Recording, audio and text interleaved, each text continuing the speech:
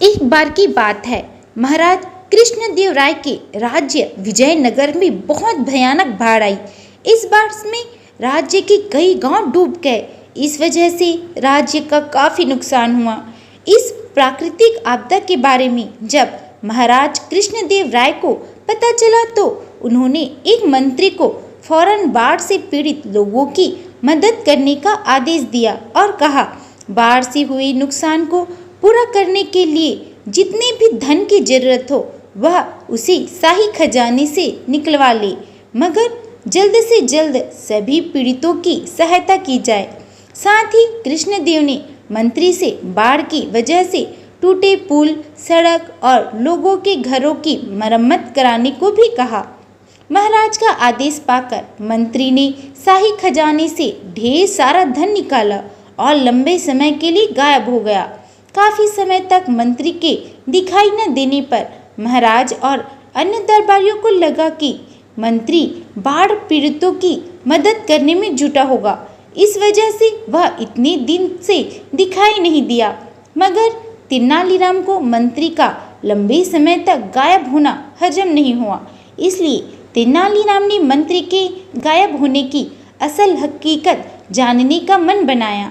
इसके बाद वे तेनालीराम रोज की तरह दिन में दरबार पहुंचता और रात को राज्य में शामिल सभी गांवों में घूमकर किए गए राहत कार्य का मुआयना करता।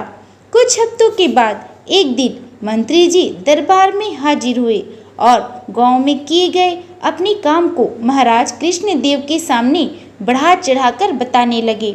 यह सब सुनकर महाराज और दरबार में मौजूद अन्य सभी मंत्री बहुत खुश हुए।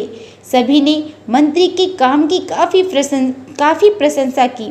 वहीं तेनालीराम ने भी सभी के सुर में सुर मिलाते हुए मंत्री की प्रशंसा कर दी। कुछ देर बाद जब दरबार का कार्य खत्म हुआ, सभी दरबारी अपने अपने घर चले गए, लेकिन तेनालीराम वहीं अपनी जगह पर बिल्कुल शांत बैठा रहा।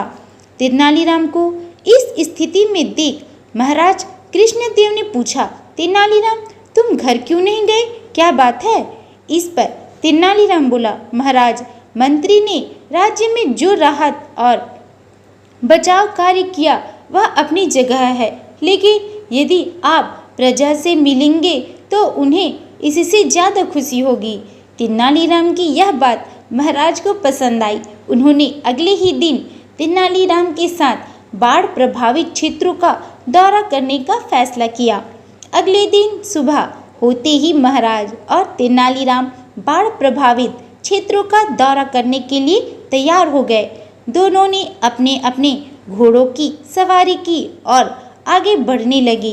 कुछ दूरी पर महाराज रुक गए और चौंक कर तेनालीराम से पूछा, ये शाही बाग में लगी सुंदर पेड़ और फलदार वृक्ष कहाँ गए? तेनाली ने कटाक्ष करते हुए कहा, हो सकता है महाराज यह पेड़ बाढ़ के साथ बह गए हों। तेनालीराम की यह बात सुनकर महाराज खामोश हो गए और आगे बढ़ने का इशारा किया।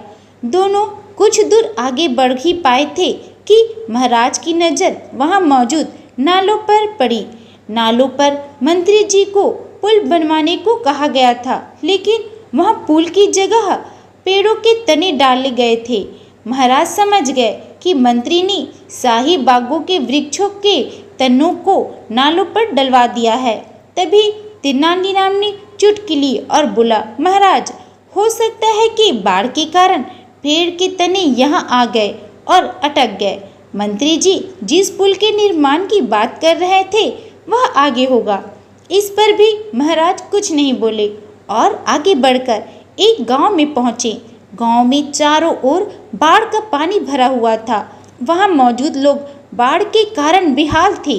कुछ लोग जान बचाने के लिए अपने घरों पर पड़ी खपरेल पर चढ़े हुए थे, तो कुछ पेड़ों पर रह रहे थे। यह नज़ारा देख तेनालीराम बोला, देखिए महाराज, मंत्री ने इन लोगों को पेड़ों और घरों की छतों पर चढ़ा दिया है ताकि भविष्य में भी इन्हीं बाढ़ से कोई नुकसान न पहुँचे।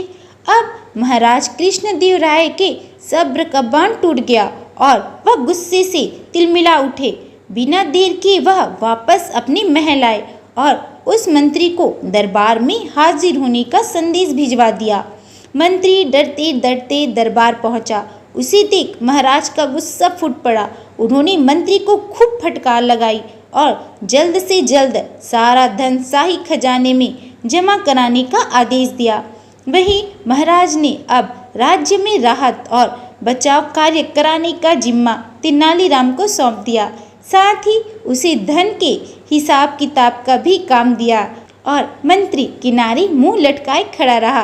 तो इस कहानी से हमें यह सीख मिलती है कि जब कोई आप पर भरोसा करके कोई बड़ी जिम्मेदारी दे तो आप पूरी ईमानदारी और निष्ठा से उस काम को करें ताकि उसका विश्वास आप पर हमेशा बना रहे। तो आज की वीडियो में बस इतना ही। अगर आप लोगों को मेरा ये वीडियो पसंद आए तो लाइक सब्सक्राइब जरूर करें। मिलते हैं अगले वीडियो में। Bye bye.